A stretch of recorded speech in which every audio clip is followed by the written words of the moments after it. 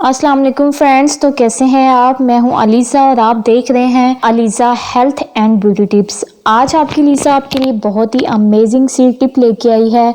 आज मैं आपको बताऊंगी कि आप कैसे सफ़ेद बालों को काला कर सकते हैं।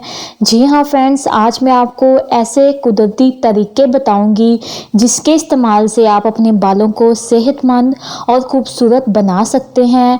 हर किसी की यही ख्वाहिश होती है कि उनके बाल जो हैं वो सेहतमंद और खूबसूरत हों। तो फ्रेंड्स, वीडियो को शुरू करते हैं, पर उससे पहले फ्रेंड्स मेरे इस चैनल को सब्सक्राइब कर लें और साथ ही बेल आइकन को क्लिक कर दें ताकि मेरी आने वाली हर नई वीडियो सबसे पहले आप तक पहुंचती रहे। फ्रेंड्स, काफ़ी अर्सा बालों को नित नए रंगों में रंगने की रवायत आम हो गई है। एक वक्त था जब महज तब ही बाल रंगे जाते थे जब वो सफ़ेद हो रहे हों, लेकिन अब तो नौजवान लोग भी कसरत से इस फैशन को अपना रहे हैं।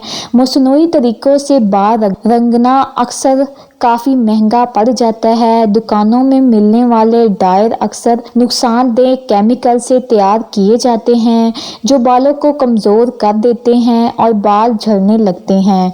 कितना ही अच्छा हो कि कोई ऐसा तरीका हो जिससे बाल भी रंग जाएं और इनकी मजबूती भी बरकरार रहे, तो मेरी इस वीडियो को एंड तक लाजमी देखिएगा। आज मैं आपको बहुत से ऐसे कुदरती तरीके बताऊंगी जिसके इस्तेमाल से आपके बाल बगैर कोई नुकसान पहुंचाए रंग सकते हैं। मुसनूई तरीक़ों के मुकाबले कुदरती नुस्खों के अक्सर करने में वक्त तो ज़्यादा लगता है, लेकिन इसका कोई भी साइड इफ़ेक्ट नहीं होता। सबसे पहला जो तरीका है वो है मेहंदी। मेहंदी बालों को घना और मजबूत बनाती है। बाल रंगने के लिए केमिकल वाली काली मेहंदी का इस्तेमाल हरगिज़ ना करें, बल्कि केमिकल से पाक मेहंदी तलाश करें। रात के वक्त मेहंदी को दही में मिलाकर गाढ़ा पेस्ट बना लें और रात भर के लिए छोड़ दें। हाथों में दस्ताने पहने और बालों को सेक्शन में बांध दें। हर सेक्शन को अलग अलग क्लिप से बांध लें। एक एक क्लिप खोलते जाएं और पेस्ट लगाते जाएं।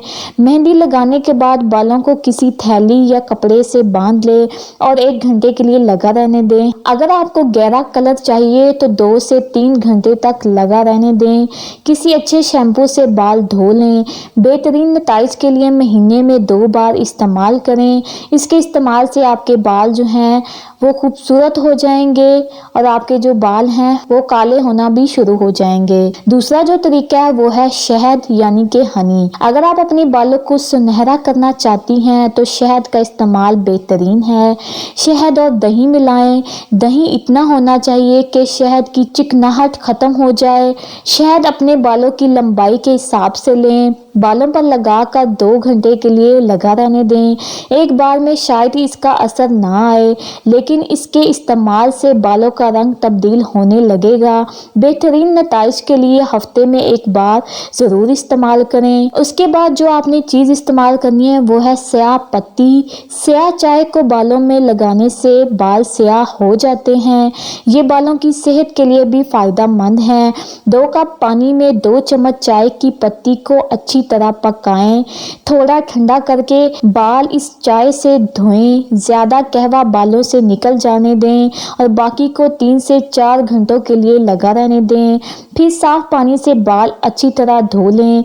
इस नुस्खे को 3 से 4 बार इस्तेमाल करने के बाद आपको काफ़ी फ़र्क नज़र आना शुरू हो जाएगा। आखिरी जो चीज़ है वो है कॉफ़ी।